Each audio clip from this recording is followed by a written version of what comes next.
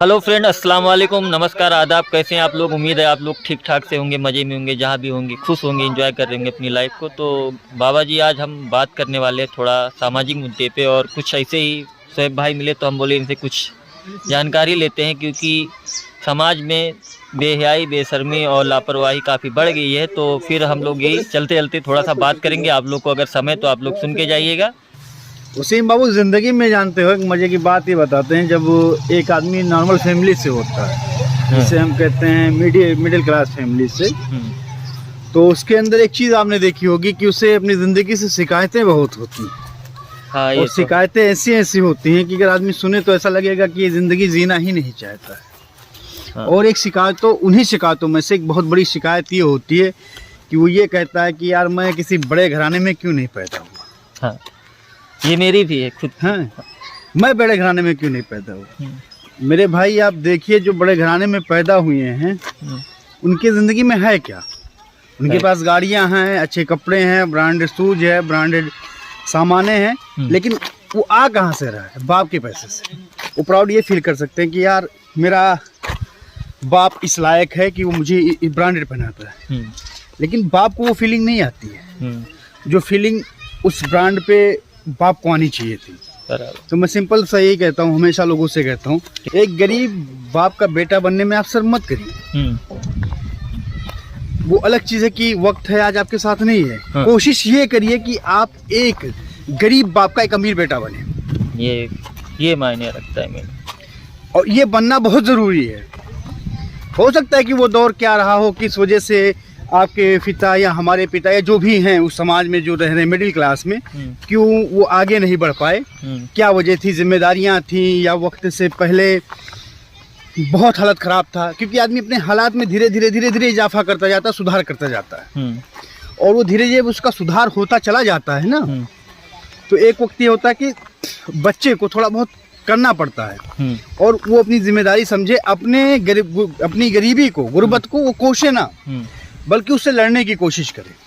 और जब उससे लड़ने की कोशिश करेगा तो मजे की बात आपको बता दूं, जिस दिन वो एक गरीब बाप का एक अमीर बेटा बन गया, तो आप यकीन मानिए उसे भी प्राउड फील होगा, उसके बाप को भी प्राउड फील होगा।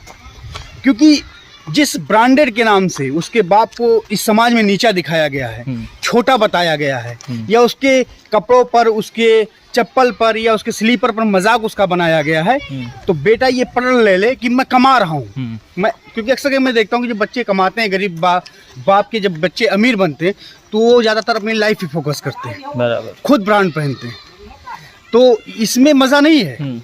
लोगों को लगता है कि यार हम ब्रांडेड पहन लें और रहेंगे समाज में, तो लोग जानते हो क्या कहेंगे? अरे यार ये ब्रांडेड पहने, इसका बाप को देखो। तो ये तो बहुत बुरी बात हो जाएगी, और ये समाज में एक मैसेज जो होता है गलत चला जाता है। लोग कहते हैं कि यार इसको सिर्फ अपने से मतलब है, बाकी फैमिली से मतलब नहीं। तो फोकस ये होना चाहिए कि आप अच्छा ना पहने, आप ब्रांडेड ना पहने, लेकिन आपका बाप ब्रांडेड पहनना चाहिए। इस वजह से पहनना चाहिए कि जिन लोगों ने उसको नीचा दिखाया है अपने अच्छे वक्त में, तो जब वो बाप तुम्हारा उन लोगों के सामने ब्रांडेड पहन के बैठे, तब वो सोचे कि इसका बेटा कमाने लगा, इसका बेटा लायकदार हो गया, और हमारा बेटा आज भी मेरे खर्चे पे पल रहा है। ये चीज ऐसा देखिए, हर किसी से आप बदला मार पीट के नहीं ले सकते। बदला लेने का तरीका ये कि किसी ने आपको किसी मसले के लिए जलील किया हो, आपको छोटा दिखाया हो, तो आप वो चीज अपने बाप की जिंदगी में ला दें। आपके बाप को ये लगे कि अपना जवाब दे वो चीज को। कल आपके बाप को किसी ने जूते के लिए कहा कि इसका फटा जूता है, पहना दीजिए उसे मोची का 5,000 का जूता, और जब वो 5,000 का जूता पहनेगा तो उसको अपने कमेंट वो कमेंट याद आ जाएगा कि इसके बाप को मैंने फला वक्त पे, फला टाइम पे, 10 साल पहले बोला था कि फटा जूता, ये मेरे सामने मोची का जूता पहना हो और इसके बेटे ने इसको पहनाया है। बहुत बड़ी बात हो जाती है। तो ये बदलाव जरूरी है। ये बदलाव कि तो इंसान को कभी भी, मैं सिंपल सा कहता हूँ कि इंसान को अमीर बाप का बेटा नहीं बनना चाहिए, बल्कि एक गरीब बाप का अमीर बेटा बनना चाहिए। देखिए, मेरा उसूल ज़िंदगी का यही रहा है। जब मैं एजुकेशन हासिल कर रहा था उस टाइम भी और आज भी, और मैंने 3 साल पत्रकारिता की उस टाइम भी, आप अपने बॉडी को कभी हराम खाने की आदत मत डालिए। जिस दिन आपने हराम खाने की आदत डाल दी, उस दिन आप अपनी ज़िंदगी में आगे बढ़ ही नहीं पाएंगे, बस एक जगह पे सिमट जाएंगे। और जब आप हराम खाने की आदत डाल देते हैं अच्छी तरीके से, कोई भी चीज़ हो, ठेकेदारी के माध्यम से हो, या फिर चोरी के माध्यम से हो, या लकड़ी चोरी के माध्यम से हो, या बालू चोरी के माध्यम से हो, या थाने की दलाली के माध्यम से हो, या राजनीतिक में किसी की चापलूसी करने के माध्यम से हो, जब आप अपने जिस्म को हराम खाने का आदत डाल देते तो आप एक पहली जब फर्स्ट टाइम आप उसी दिन गुलाम बन जाते हैं। फिर आप अपनी सोच किसी पर थोप नहीं सकते, या अपनी सोच के मुताबिक कुछ कर नहीं पाएंगे, क्योंकि आप वहीं बध जाएंगे। और आपको लगेगा कि यार 2000 रुपया आ रहा है थाने से, यहाँ से दलाली से आ रहा है, यहाँ ऐसे आ रहा है, तो यही सब कुछ। लेकिन आने वाला वक्त आपके लिए कठिन होता चला जाएगा। जैसे आपके ऊपर 2 मुकदमे हुए, फिर उसके बाद आप जितना कमाएंगे नहीं उतना आपको देना पड़ेगा अधिकारियों को, वकील को, आप वकील आपसे लेगा, विवेचना होगा उसके लिए अधिकारी लेगा, और आप एक सिमट जाएंगे। फिर आपको लगेगा कि मैंने गलत रास्ता ले लिया, तो आप उस टाइम वापस भी आना चाहेंगे ना, तो भी नहीं, तो आप सही रास्ते पे वापस नहीं आ सकते। तो हमारा जो एक एज होता है खासकर 18 से लेके 21-25 तक, तो ये एज होता है हमें बनने का, कुछ कर दिखाने का, अपनी जिंदगी में कुछ बदलने का, कुछ बेहतर करने का। और हमने उस टाइम पे पैसे का फोकस कर लिया कि आने दो पैसा, किसी भी रास्ते से आ रहा है, कैसे भी आ रहा है, तो फिर आप समझ लीजिए आप आपका वहीं अंत हो जाएगा। मैंने आपको फर्स्ट यही कह दिया कि जब इंसान का जिस्म हराम खाने का आदी हो जाता है, और जैसे आपका, मैंने 2 चीजें, एक हराम खाने का आदी होते हुए आप गुलाम बन गए, दूसरी बात आपकी सोचने समझने की सलाहियत चली गई, आपके अंदर इज्जत का भय चला गया, और आप ये समझते कि ये पैसा ही आना चाहिए, जिंदा रहने के लिए पैसा आना चाहिए, और कैसे भी आना चाहिए। बहुत से लोग जिंदा रहते हैं, ऐसा नहीं है, ईमानदारी से भी जिंदा रहा जा सकता है। बस ये कि ईमानदारी का एक वक्त होता है। मैं आपको एक एग्जांपल देता हूँ कि 2 बंदे हैं और ईश्वर अल्लाह हम मानते हैं, क्योंकि धर्म पे हमारा बिलीव है, और हर लोगों का धर्म पे बिलीव है। बस फर्क कितना है कि हम अलग अलग नामों से ईश्वर को याद करते हैं। कोई राम कहता है, कोई अल्लाह कहता है, कोई कृष्णा कहता है, तो अलग अलग नाम से गॉड कहता है, कोई गॉड कहता है, पुकारते रहते हैं, बुलाते रहते हैं। तो उसने हमारी जिंदगी में लिख दिया कि भाई आप आज ये 500 रुपया कमाओगे, और 2 लोग हैं, दोनों लोग निकले, एक आदमी पूरा दिन मेहनत करता है, 500 रुपया कमा लेता है बराबर, और एक आदमी क्या करता है कि यार मेहनत नहीं किया, घूमते टहलते, अब वो चला गया किसी जगह पे दलाली कर लिया, कोर्ट में जाके कर लिया, पुलिस स्टेशन पे कर लिया, उसको भी 500 मिल गए। लेकिन क्या किया उसने, हालांकि ऊपर वाले ने उसकी किस्मत में 500 लिखा था, लेकिन उसने गलत रास्ते से उस 500 को हासिल किया। तो हमारे अंदर पहली चीज कॉन्फिडेंस होना चाहिए कि ईश्वर ने हमारे अंदर जितना लिखा होगा, 50,000 लिखा है, हम कमाएंगे 50,000। अगर वो हमारे ऊपर उसने ईश्वर ने छोड़ दिया कि हमें कमाना कैसे है, हलाल रास्ते से कमाना या हराम रास्ते से कमाना। लोग कहते कि यार हम ये काम ना करते तो 1 लाख रुपए रात नहीं कमा सकते थे। यार नहीं करते तब भी 1 लाख कमा सकते, क्योंकि वो आपकी किस्मत में था। लेकिन आपने उसका रास्ता किस रास्ते से उसको कमाया। आपके पास समथिंग तौर पे कि आप खाना खा रहे हैं, हाँ, लेकिन आप किस रूप से खा रहे, किसी से छीन के खा रहे, या वही खाना चोरी करके खा रहे, या मांग के खा रहे, वो लिखा, लेकिन आपकी किस्मत में आप किस तरीके से खा रहे, मेहनत करके खा रहे या चुरा के खा रहे, ये मेन पड़ रहा है। आपकी रोजी आपके घर पे नहीं लिखी। तो क्या होता है, आपने देखा कि बहुत सारे लोग होते हैं कि बिना शादी के पहुंच जाते हैं, बिना कार्ड के पहुंच जाते हैं, खाना खा लेते हैं। तो आदमी बोलता नहीं है, कहता ठीक है यार आए हैं खा लेने दीजिए, लेकिन वही चीज आपका कार्ड हो सकता है। तो ये चीजें हमें सिंपल से बता रहा हूँ कि इंसान के अंदर तो हमें जो चीज मिलनी है वो मिलेगी, बस वो रास्ता हम क्या अख्तियार कर रहे हैं वो हम किसी से मांग के भी कहते हैं भैया एक खुराक खाना दे दीजिए, और कोई बंदा हम उसका छीन के खा सकते हैं, कोई बंदा उसका चुरा के खा सकते हैं। मांगेंगे तब भी वो दे देगा, लेकिन हम मांगना नहीं चाह रहे हैं कि मांगेंगे तो बदनामी हो जाएगी। हालांकि मांगने में बदनामी नहीं है, चोरी करने में बदनामी है, चोरी करने। लेकिन लोग समझ रहे कि चोरी करने में बदनामी नहीं, बहुत बड़ा काम है। तो वही तो सब मुआशरा बदल गया, क्योंकि मेन चीज यही है ना कि लोग ये सब अब देख ही नहीं रहे कि कौन चोरी कर रहा है कौन।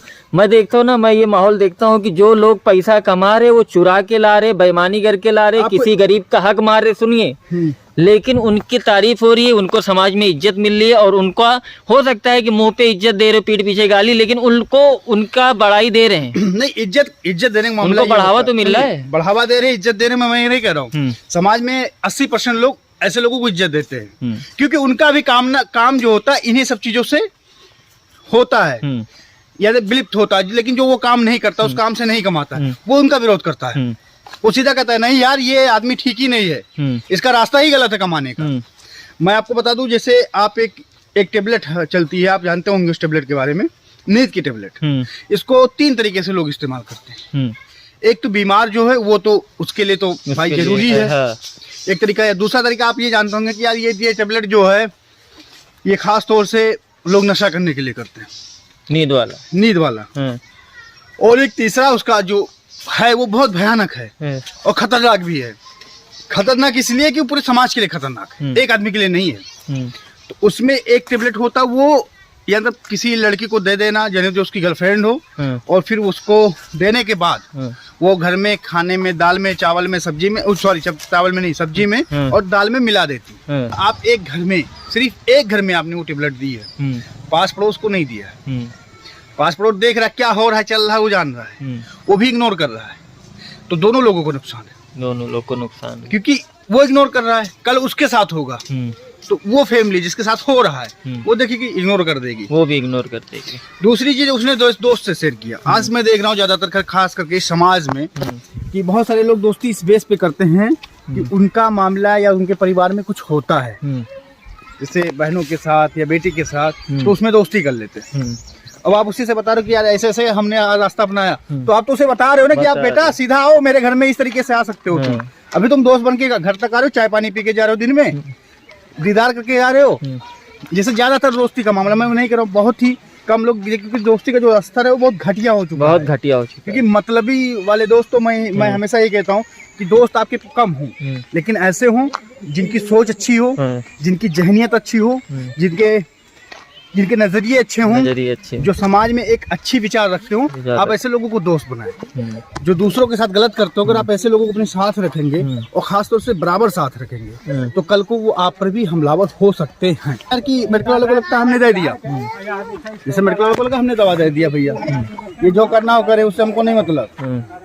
भैया जी कहीं वो दवा आप ही के घर में ना इस्तेमाल हो रहा हो, आपको खबर ही ना हो इस चीज का, आप ही के घर में ना इस्तेमाल हो रहा हो, ये सवाल सबसे बड़ा होता है। क्योंकि समाज जब समाज में आप गंदगी परोसोगे तो जरूरी नहीं, क्योंकि देखिए कार्बन डाइऑक्साइड आप छोड़ दीजिए हवा में, तो सबसे पहले वही मरेगा जो छोड़ रहा है, बराबर। उसको लग रहा होगा कि मैं बच जाऊंगा, लेकिन वो बचेगा नहीं, क्योंकि उसी का फैलाया हुआ वो गंदगी। तो समाज में हमें लगता है कि गंदगी उतार है तो सिर्फ समाज के लिए है, तो आप बेफिक्र रहिए, आप गलतफहमी में जी रहे हैं और आप बेफिक्री में जी रहे हैं, क्योंकि जो गंध आप समाज में फैला रहे हैं वो आप तक भी आना तय है, वो तो और वो 100% आएगा, उसे आने से कोई रोक भी नहीं सकता है। तो इसलिए जो लोग दवा का इस्तेमाल कर रहे हैं, मैं उनसे इतना कहूँगा, क्योंकि आप समाज को दे रहे हो, समाज में बाकी और नौजवान हैं, उनका भी ताल्लुकात एक दूसरे के साथ होता है, तो वो हो सकता है कि वो ताल्लुकात कहीं आपके परिवार में ही हो, और जब आपके परिवार में होगा तब फिर आप किसी और के घर में सोए रहेंगे और आपके घर में कोई और सोया रहेगा। तो इस बात का ध्यान रखें, क्योंकि समाज में जो बुराई आप देंगे वो पलटकर आपको वापस मिलती है। आपने कहावत सुनी होगी कि एक तालाब की मछली पूरे तालाब को गंदा कर देती, बराबर। तो जब आपके पड़ोस की लड़की खराब हो जाएगी तो जाहिर सी बात है कि आपका धीरे धीरे मोहल्ला खराब हो जाएगा। बस यहीं से अब चले जाएंगे, बहुत हुई गया। हाँ, धीरे धीरे आपका पूरा मोहल्ला खराब हो जाएगा। और ये चीज देखा गया है कि जिस मोहल्ले में एक लड़की खराब होती है, धीरे धीरे करके 1, 2, 3, 4 घरों तक वो मामला पहुंच जाता है। हाँ, तो वो धीरे धीरे पूरा मोहल्ला उसी में आ जाता है। तो कोशिश है जब आप अपने मोहल्ले में निगाहें तेज रखेंगे, देख के इग्नोर नहीं करेंगे। इग्नोर मत करिए, सिंपल सा तरीका, आप डायरेक्ट कहेंगे तो हो सकता है सामने वाला गुस्सा जाए। तो रात में जब वो बंदा जा रहा है, आप वीडियो बना दीजिए, टाइमिंग वाला वीडियो बनाइएगा कि कितने बजे गया, कितने बजे। आप फिर जागिए 3 घंटा यार मेहनत कर लीजिए, जाग जाइए, फिर वीडियो बना लीजिए। वो जब निकल रहा है, जिस टाइम वो निकलता है उस टाइम का वीडियो बना लिए। आप उनको व्हाट्सएप कर दिए कि चाचा सुना है कि आपके घर में कोई मेहमान आया, तो इतने रात को आया, इतने रात को गया। आप दूसरे अंदाज से कह सकते कि मेहमान आए थे, अरे उनको देख लेते हो, शायद नींद नहीं आ रही थी, क्या था, हालचाल ले लेते हो, बाहर आते जाते थे। वो सामने वाले को लगेगा कि भाई इसने मेहमान समझ लिया, बराबर। वो आपकी बात पे भी ध्यान नहीं लगता, ध्यान नहीं दे। को कुछ बातें समझ में आई होंगी, अगर आपको ठीक ठाक लगा होगा तो आप इसको लाइक शेयर कर सकते हैं अपने रिश्तेदारों में, अपने दोस्तों में, और उनको भी जागरूक करें इस बात से। क्योंकि और शेयर करना ना भूले कि समाज जब जागरूक होगा तो आप जागरूक होंगे, और जब समाज जागरूक बनता है तो पूरा समाज जागरूक बनता है। इन वजह ऐसी बुराइयां बढ़ती जा रही हैं, परवान चढ़ रही हैं, बुराइयां चढ़ रही हैं, और हमें जगाना चाहिए और जागरूक होना चाहिए। एक दूसरे के साथ इस वीडियो को शेयर करते रहें, आगे बढ़ते रहें। तो बस गाइस, फिर मिलते हैं, तब तक के लिए अपना ख्याल रखें। अल्लाह हाफिज।